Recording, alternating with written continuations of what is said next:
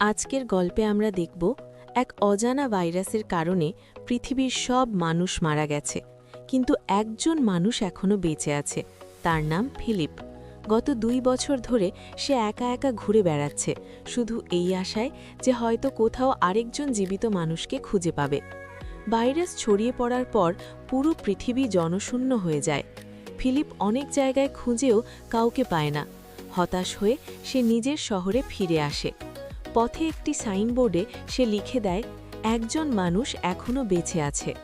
বাড়িতে ফিরে সে ভাবে, যখন পুরো শহর ফাঁকা, তখন ছোট ও সাধারণ বাড়িতে থাকবে কেন? তাই সে শহরের সবচেয়ে ধনী ব্যক্তির বিশাল বাড়িতে গিয়ে থাকতে শুরু করে। মিউজিয়াম থেকে দামি চিত্রকর্ম এনে দেয়ালে টাঙায়, এমনকি মজা করার জন্য একটি মমির কফিন আর ডাইনোসরের মাথার প্রতিরূপও এনে ঘরে সাজায়। কিন্তু এত কিছু করেও তার একাকিত্ব কাটে না। সময় কাটানোর জন্য সে নানা অদ্ভুত কাজ করতে থাকে। কখনো সুপারমার্কেটে গিয়ে অযথা জিনিসপত্র নষ্ট করে, কখনো দামি গাড়ি ধাক্কা দিয়ে ভেঙে ফেলে। ধীরে ধীরে তার থাকার জায়গাটা একেবারে অগোছালো হয়ে যায়। একাকিত্ব তাকে ভেতর থেকে কুড়ে কুড়ে খেতে থাকে। মাঝে মাঝে সে খেলনা বা পুতুলের সঙ্গে কথা বলে, যেন তারা সত্যিই মানুষ। একদিন সে একটি মেয়ের পুতুলের কাছে গিয়ে নিজের মনের কথা বলতে থাকে, কিন্তু হঠাৎ পুতুলটির হাত ভেঙে গেলে সে ভীষণ দুঃখ পায়। এতটাই ভেঙে পড়ে যে পাহাড়ের ওপর গিয়ে নিজের নামের পাশে RIP লিখে ফেলে। গাড়ি চালিয়ে ঝুঁকিপূর্ণভাবে এগোতে গিয়েও ঠিক সেই মুহূর্তে দূরে ধোঁয়া দেখতে পায়। ধোঁয়া মানে আগুন, আর আগুন মানে সম্ভবত আরেকজন মানুষ। সে দ্রুত সেই দিকে ছুটে যায়। সেখানে একটি ক্যাম্প দেখতে পায়। একটু পর অজ্ঞান হয়ে গেলে জ্ঞান ফেরার সময় দেখে এক মেয়ে তাকে বাঁচানোর চেষ্টা করছে। প্রথমে সে ভেবে বসে যেন স্বপ্নের মতো সুন্দর কাউকে দেখছে, কিন্তু বাস্তবে যে মেয়েটি তাকে সাহায্য করছিল তার নাম ক্যারেল। ক্যারেল জানায় সেই সাইনবোর্ডে লেখা বার্তাটি পড়েছিল, তাই ফিলিপকে খুঁজে বের করার চেষ্টা করছিল। প্রথমে দুজনের মধ্যে কিছুটা অবিশ্বাস থাকলেও ধীরে ধীরে তারা বুঝতে পারে পৃথিবীতে হয়তো তারাই শেষ দুজন মানুষ। এখন তাদের সামনে নতুন প্রশ্ন, একা থাকার ভয়, দায়িত্ব আর ভবিষ্যৎ। যদি সত্যিই পৃথিবীতে শুধু তারাই বেঁচে থাকে, তবে কি তারা একসঙ্গে নতুন করে মানবজাতি শুরু করতে পারবে? গল্পটা এখানেই একটা নতুন মোড় নেয়। দুজন অপরিচিত মানুষ ধ্বংস হয়ে যাওয়া এক পৃথিবীতে নতুন আশার সন্ধানে। ফিলিপ স্বীকার করে যে সাইনবোর্ডে লেখাটা সেই লিখেছিল। সে বলে, একা থাকতে থাকতে সে এতটাই ভেঙে পড়েছিল যে নিজের জীবন শেষ করার কথা ভাবছিল। ঠিক তখনই ক্যারেলকে দেখে তার বেঁচে থাকার ইচ্ছে ফিরে আসে। কথাটা শুনে ক্যারেলের মায়া হয়, আর সে ফিলিপের সঙ্গে বন্ধুত্ব করতে রাজি হয়। দুজনে একসঙ্গে বসে কফি খায়, কিন্তু ফিলিপ ভেতরে ভেতরে খুশি নয়। সে সবসময় কল্পনা করেছিল তার জীবনে এক সুন্দরী ও নিখুঁত মেয়ে আসবে, অথচ বাস্তবে ক্যারেলকে পেয়ে সে হতাশ বোধ করে এবং মনে মনে তাকে অপমানজনকভাবে ভাবে। এরপর সে ফিলিপকে নিজের বাড়ি দেখাতে নিয়ে যায়। পথে একটি স্টপ সাইন দেখে ক্যারেল গাড়ি থামাতে বলে এবং নিয়ম মেনে দুদিকে তাকায়, যদিও পৃথিবীতে আর কেউ নেই। এতে বোঝা যায় ক্যারেল এখনও শৃঙ্খলা ও সভ্যতার নিয়ম মানতে চায়।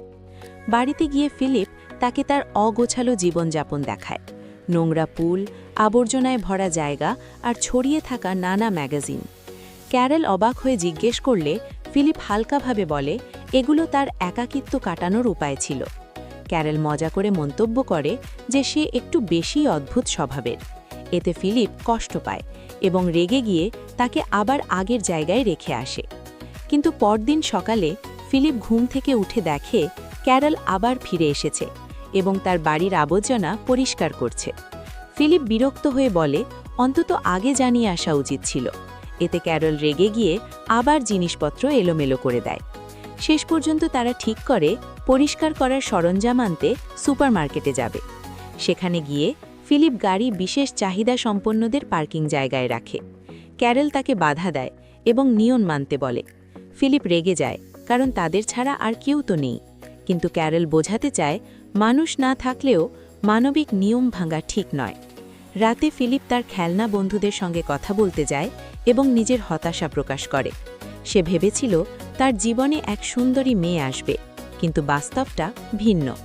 পরদিন সকালে সে দেখে ক্যারল তার জিনিসপত্র নিয়ে পাশের বাড়িতে থাকতে আসছে। ফিলিপ অবাক হয়ে বলে, এত বড় পৃথিবীতে থাকার জন্য তার বাড়ির পাশের বাড়িটাই কি বেছে নিতে হলো? এখানেই তাদের সম্পর্কের টানাপড়ন আরও স্পষ্ট হয়ে ওঠে। একদিকে ফিলিপের অহং ও হতাশা, অন্যদিকে ক্যারলের স্থিরতা ও বাস্তববাদিতা। ক্যারল বলে, তোমার এতে সমস্যা কি? তুমি কি ভয় পাচ্ছ যে আমি তোমার অদ্ভুত আচরণ দেখে ফেলব? উত্তরে ফিলিপ অদ্ভুত ও অশোভন আচরণ করে তাকে অপমান করতে চায়। ক্যারল শান্তভাবে বোঝায় তারা দুজন হয়তো কোনো উদ্দেশ্যে বেঁচে আছে, আর সেই উদ্দেশ্য হতে পারে মানব জাতিকে আবার এগিয়ে নেওয়া। ফিলিপ স্পষ্ট জানিয়ে দেয় সে ক্যারলের সঙ্গে ঘনিষ্ঠ সম্পর্ক গড়তে আগ্রহী নয়, এমনকি যদি সে পৃথিবীর শেষ নারীও হয়। রাগ করে সরে যায়। ক্যারল বারবার চেষ্টা করে তাকে বোঝাতে যদি তারা ভবিষ্যৎ প্রজন্মের কথা ভাবে, তাহলে তাদের মানুষের মতো শৃঙ্খলাবদ্ধ ও সম্মানজনকভাবে বাঁচতে হবে। খাবারের প্রসঙ্গ উঠলে ক্যারল বলে সে তাজা ফল সবজি চায় এবং নিজে চাষ শুরু করেছে। ফিলিপ উদাসীন ভান করে, কিন্তু পরে ঈর্ষা ও লোভে চুপি চুপি তার বাগানের টমেটো খেয়ে ফেলে। পরদিন ক্যারল বিষয়টি বুঝে ফেলে। কথা কাটাকাটির মধ্যেই জানা যায় পানি তোলার সময় ক্যারলের পায়ে চোট লেগেছে। তা দেখে ফিলিপের মন নরম হয়ে যায়। সে পাইপ আর ভাল্ব জোড়া লাগিয়ে ক্যারলের বাড়িতে পানি পৌঁছে দিতে সাহায্য করে। এতে ক্যারল খুব খুশি হয় এবং তাকে রাতের খাবারের নিমন্ত্রণ জানায়। ডিনারের সময় ক্যারল আবার ভবিষ্যৎ নিয়ে কথা তোলে। সে বিশ্বাস করে তাদের সম্পর্ক দায়িত্ব ও সম্মানের ভিত্তিতে হওয়া উচিত। ফিলিপ অনিচ্ছা সত্ত্বেও বলে যদি এতই দরকার হয় তবে তারা ঘনিষ্ঠ হতে পারে, কিন্তু ক্যারল সাফ জানায় বিয়ে ছাড়া সে কোনো সম্পর্ক করবে না। তার কাছে রীতিনীতি ও মূল্যবোধ এখনও গুরুত্বপূর্ণ। পৃথিবী শেষ হয়ে গেলেও মানবিক নীতিগুলো শেষ হয়ে যায় না। ফিলিপ প্রথমে বিষয়টি হালকাভাবে নেয়, কিন্তু বুঝতে পারে ক্যারল সত্যি সিরিয়াস। শেষ পর্যন্ত নিজের ইচ্ছার চেয়ে পরিস্থিতির চাপে পড়ে সে বিয়েতে রাজি হয়। এখান থেকেই তাদের সম্পর্ক নতুন মোড়ে প্রবেশ করে। একজন দায়িত্বশীল ভবিষ্যৎ গড়তে চায়, আর অন্যজন এখনও দ্বিধা ও স্বার্থপরতার মধ্যে দোদুল্যমান। ক্যারল বলে, আগে ঠিকভাবে বলো, হাঁটু গেড়ে। অগত্যা ফিলিপ হাঁটু গেড়ে প্রস্তাব দেয়, আর ক্যারল হাসি মুখে হ্যাঁ বলে। কিন্তু সেই হ্যাঁ শুনেও ফিলিপের ভেতরে কোনো আনন্দ জাগে না। সে অর্ধেক খাওয়া ডিনার ফেলে বাড়ি ফিরে যায়। কিছুক্ষণ পর ক্যারল খাবার নিয়ে তার পেছনে আসে। ক্যারল হঠাৎ বলে, আমেরিকার প্রেসিডেন্ট তো আর নেই, এখন আমাদের দুজনের একজনকে দেশের দায়িত্ব নিতে হবে। বিরক্ত ফিলিপ বলে, তুমিই হও। ক্যারল জবাব দেয়, আমি পারব না, জনসমক্ষে তাকা বলতে পারি না। শেষ পর্যন্ত মজার ছলে তারা ঠিক করে ফিলিপই হবে প্রেসিডেন্ট। পরের দিন ক্যারল বিয়ের জিনিসপত্র জোগাড় করতে যায়, আর ফিলিপ নিজের মতো করে ব্যাচেলার পার্টি করে, অগোছালো দায়িত্বহীন আচরণে। পরে পুরনো কাপড় পরে সে চার্চে পৌঁছায়। ক্যারল চার্চ সুন্দর করে সাজিয়েছে, নিজেও প্রস্তুত। কিন্তু আংটি পরানোর সময় ফিলিপ বুঝতে পারে সে আংটি আনতেই ভুলে গেছে। আসলে সে বিয়েতে মন থেকেই আগ্রহী ছিল না। এতে ক্যারল ভীষণ কষ্ট পায় এবং অনুষ্ঠান মাঝপথে ছেড়ে চলে যায়। ফিলিপ তার পেছনে গিয়ে দরজা খুলতে বলে। দরজা না খুললে সে জোর করে ঢোকে। ভেতরে দেখে ক্যারল কত যত্ন করে ঘর সাজিয়েছিল। তার কাছে এই বিয়ে সত্যিই গুরুত্বপূর্ণ ছিল। তাকে চুপচাপ বসে থাকতে দেখে ফিলিপের মন নরম হয়। সে ক্ষমা চায়, বলে সত্যিই ভুলে গেছে। শেষমেশ দুজনে গিয়ে গয়নার দোকান থেকে আংটি নিয়ে আসে। ফিলিপ একে একে আংটি পরিয়ে বিয়েটা সম্পূর্ণ করে। কিন্তু রাতের বেলায় যখন ঘনিষ্ঠ হওয়ার কথা, ক্যারল বরং তার সঙ্গে দীর্ঘ সময় ধরে কথা বলে ভবিষ্যৎ, দায়িত্ব, জীবন নিয়ে। ধীরে ধীরে তাদের সম্পর্ক একটু বদলাতে শুরু করে। ক্যারল ফিলিপের পছন্দের কাজগুলোতেও অংশ নিতে শুরু করে, যেন দূরত্বটা কমে। একদিন মজা করতে করতে তারা শহরে ঘুরছিল। হঠাৎ মোড়ে তাদের গাড়ির সঙ্গে একটি লিমুজিনের ধাক্কা লাগে। ফিলিপ তাড়াতাড়ি নেমে দেখে ভেতরে কেউ আছে কিনা। তার বুক ধরফর করছে। যদি সত্যিই আরেকজন মানুষ বেঁচে থাকে? গল্প ঠিক এখানেই আবার নতুন উত্তেজনার দিকে মোড় নেয়।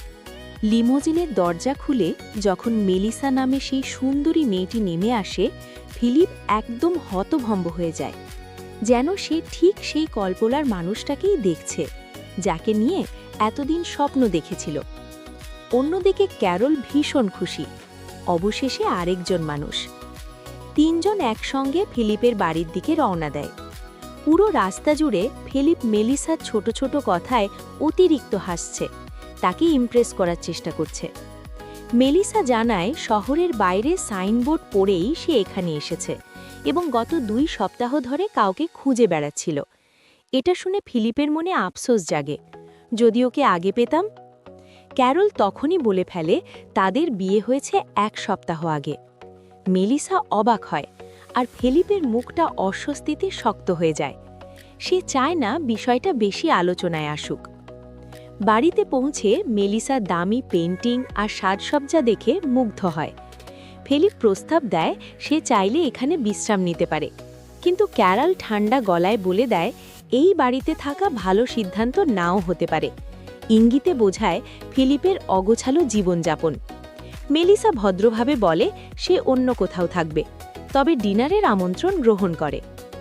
সন্ধ্যায় ডিনারের আগে ফিলিপ দাড়ি কেটে নিজেকে গুছিয়ে হাজির হয়, যেটা আগে ক্যারল যত বলেছিল সে শোনেনি। পরিষ্কার বোঝা যায় সে মেলিসাকে প্রভাবিত করতে চাইছে। ডিনারের টেবিলে সে মেলিসার পছন্দের সবকিছুর সঙ্গে নিজের পছন্দ মিলিয়ে ফেলতে থাকে। একই সিনেমা, একই খাবার, একই গাড়ি, যেন জোর করে একটা কানেকশন বানাতে চাইছে। ডিনারের পর ক্যারল তাকে সময় কাটাতে ডাকলেও ফিলিপ অজুহাত দেয়, পেট ব্যথা। ক্যারল সরাসরি জিজ্ঞেস করে সে কি মেলিসার প্রতি আকৃষ্ট। ফিলিপ অস্বীকার করে ঘুমোতে যায়, কিন্তু তার মন স্থির নয়। মাঝরাতে মেলিসা কোনো কারণে তাকে ডাকতে এলে সে প্রায় লাফিয়ে ওঠে। তবু পরিস্থিতি এমনভাবে মোড় নেয় যে সে বুঝতে পারে সে যা করছে তা ভেতরে ভেতরে তাকে অপরাধ বোধে ফেলছে। পরদিন সকালে সে ব্যায়াম করছে, আসলে মেলিসার সামনে নিজেকে আকর্ষণীয় দেখানোর চেষ্টা। এমনকি লিমোজিন ভাঙার ক্ষতিপূরণ হিসেবে তাকে নতুন গাড়ি উপহার দেয়। মেলিসা বলে এর দরকার ছিল না। ঠিক তখনই ক্যারল তাকে বেঁকে জিজ্ঞেস করে সে কি সত্যি মেলিসাকে নতুন গাড়ি উপহার দিয়েছে।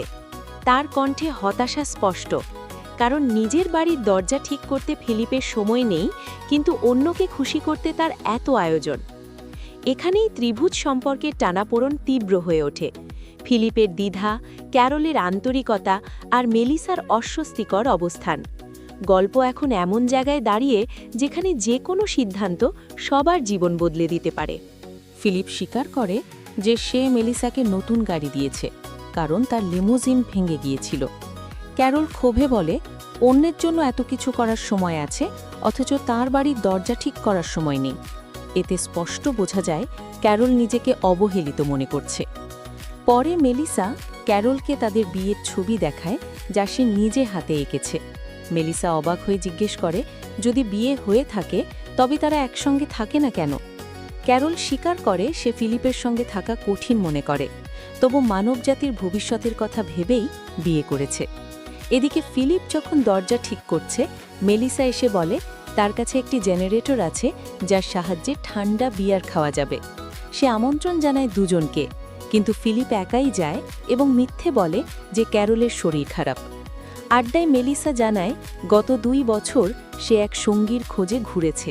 তারও একাকিত্ব আছে, স্বাভাবিক চাহিদা আছে, তবু সে সম্মান করে যে ফিলিপ ও ক্যারল একসঙ্গে আছে। ফিলিপের ভেতরে দ্বন্দ্ব তীব্র হয়, সে প্রায় বলে ফেলতে চায় যে সে সুখী নয়। শেষমেশ আবেগের বশে বলে ফেলে চিন্তা করো না, সেই মানুষ আর বিবাহিত থাকবে না। সে ক্যারলের কাছে গিয়ে সম্পর্ক ভাঙার কথা বলতে চায়, কিন্তু দেখে ক্যারল যত্ন করে তাদের বিয়ের স্মৃতিচিহ্ন বানাচ্ছে। তার আন্তরিকতা দেখে ফিলিপ থমকে যায়, কিছুই বলতে পারে না, নিঃশব্দে ফিরে আসে। ঠিক তখনই দেখা যায় একটি অডি গাড়ি শহরের দিকে আসছে। গাড়ির ভেতরের মানুষটি ফিলিপের আমি বেঁচে আছি সাইনবোর্ড দেখে এই পথে এসেছে, অর্থাৎ হয়তো পৃথিবীতে আরও কেউ বেঁচে আছে। এখন প্রশ্ন, এই নতুন আগন্তুক কে? সত্যিই কি তারা 3 জনই শেষ মানুষ নয়? আর ফিলিপ কি নিজের লোভ ও দ্বিধা কাটিয়ে কোনো সিদ্ধান্ত নিতে পারবে?